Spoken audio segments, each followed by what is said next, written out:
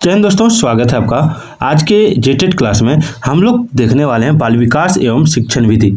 इस टॉपिक से आज हम लोग 20 महत्वपूर्ण प्रश्न देखेंगे जो आपकी परीक्षा के लिए बहुत ही इंपॉर्टेंट होने वाली है। तो चलिए स्टार्ट करते हैं। पहला सवाल है कि संवेग व्यक्ति की उत्तेजित दशा है। यह कथन निम्नलिखित में से किसका है? संवेग व्यक्ति की उत्तेजित दशा है, यह कथन निम्नलिखित में से किसका है? तो देखिए इसका आंसर होगा ऑप्शन बी, वुडवर्थ का। ठीक है, संवेग व्यक्ति की उत्तेजित दशा है, यह कथन वुडवर्थ का है। अगला देखिए, शैक्षिक विकास में मूल्यांकन का क्या अर्थ है? शैक्षिक विकास में मूल्यांकन का क्या अर्थ है? तो देखिए शैक्षिक विकास में मूल्यांकन का अर्थ है छात्रों की प्रगति का आकलन। अगला देखिए, संज्ञानात्मक विकास के 4 चरणों।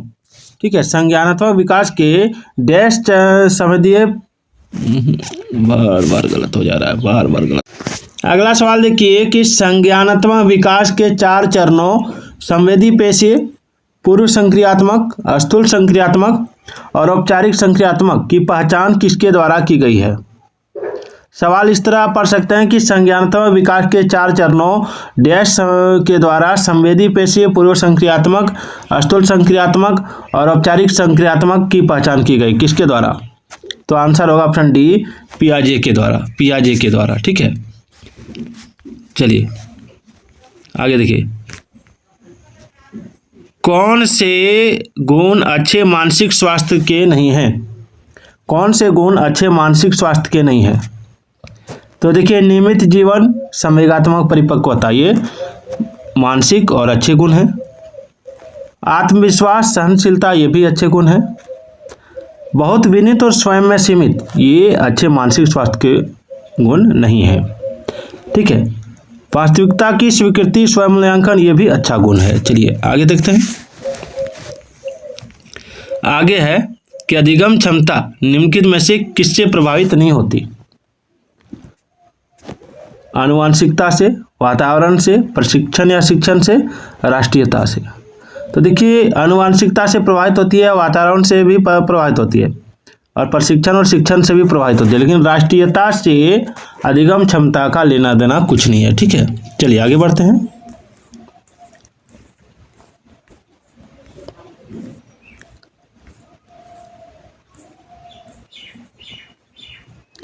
आगे है किस अधिगम मनोवैज्ञानिक ने बाल अधिगम के विकास में पुरस्कार को महत्व नहीं दिया?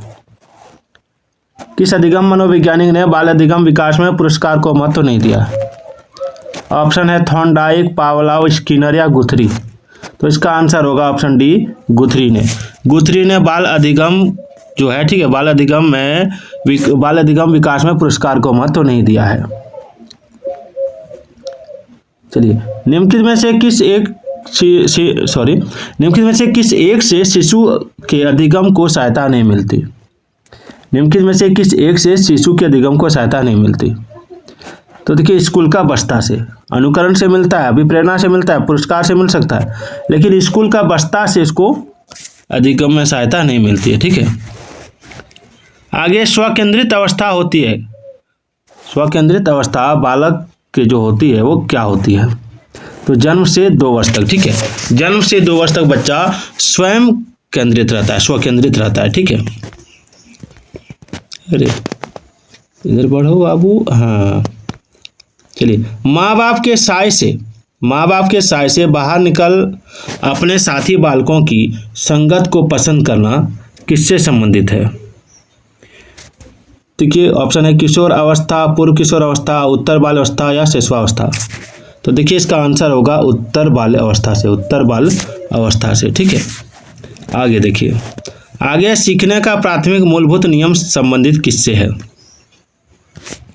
तो देखिए सीखने का प्राथमिक मूलभूत नियम संबंधित है तत्परता से। ठीक है, तत्परता से याद रखिएगा। अगला सवाल देखिए, मानसिक परिपक्वता की ऊंचाई को छूने के लिए प्रयत्नरत रहना संबंधित है किससे? तो प्रौढ़ा अवस्था से। आगे देखिए, सीखने की प्रक्रिया को प्रभावित करने वाले कारक कौन से हैं? अनुकरण तो ये है, प्रशंसा एवं निंदा ये है, प्रतियोगिता ये है, यानी ऑप्शन डी हो जाएगा ये सभी। ठीक है, चलिए बालकों के सीखने में प्रेरणा को किस रूप में उपयोगी माना जाता है? तो बालक की व्यक्तित्वता का आदर, पुरस्कार एवं दंड, प्रशंसा एवं भर्त्सना, तो उपयुक्त सभी हो जाएगा। ठीक है, बालकों के सीखने में प्रेरणा को उपयुक्त सभी रूप में उपयोगी माना जाता है। आगे कक्षा में, ठीक है, कक्षा में विद्यार्थियों को अधिगम के लिए प्रेरित करने हेतु किस युक्ति का अनुप्रयोग आप नहीं करते हैं? कक्षा में विद्यार्थियों को अधिगम के लिए प्रेरित करने हेतु किस युक्ति का अनुप्रयोग आप नहीं करते हैं? ऑप्शन है छात्रों में स्वस्थ प्रतिस्पर्धा स्थापित करना, उन्हें आत्मगौरव की अनुभूति कराना, उनकी अत्यधिक प्रशंसा करना, गतिविधि आधारित शिक्षण अधिगम विधियों का अनुप्रयोग करना। देखिए, अधिगम के लिए प्रेरित करना, उनकी अत्यधिक प्रशंसा करना, ये नेगेटिव में आ जाएगा। ठीक है, ये इसका स्थान CDP में नहीं है, यानी option C is the right answer. चलिए आगे बढ़ते हैं। आगे बुद्धि एवं सृजनात्मकता में किस प्रकार का सहसंबंध पाया गया? बुद्धि एवं सृजनात्मकता में, तो बुद्धि एवं सृजनात्मकता में जो सहसंबंध पाया गया वो धनात्मक पाया गया, धनात्मक याद रखिएगा। आगे देखिए, कक्षा में अनुशासन बनाए रखने के लिए सर्वाधिक प्रभावशाली उपाय क्या है? अनुशासनहीन छात्रों को कक्षा से बाहर निकाल देना, शिक्षण को रोचक एवं व्यवहारिक बनाना, छात्रों के अभिभावकों को सूचित करना, या अनुशासनहीन छात्रों को विशिष्ट सुविधाएं प्रदान करना। तो देखिए, इसमें जो हो जाएगा वो हो जाएगा ऑप्शन बी, शिक्षण को रोचक एवं व्यवहारिक बनाना। ठीक है, चलिए आगे बढ़ता हूँ। आगे शिशुआवस्था में बच्चों के क्रियाकलाप डैश होते हैं, कैसे होते हैं? शिशुआवस्था में बच्चों के क्रियाकलाप कैसे होते हैं? देखिए, शिशुआवस्था में बच्चों के क्रियाकलाप मूल प्रवृत्तियात्मक होते हैं, मूल प्रवृत्तियात्मक। ठीक है, आगे जिन विद्यालयों में समेकित शिक्षा दी जाती है उसके शिक्षकों को किस क्षेत्र विशेष में प्रशिक्षित करना चाहिए?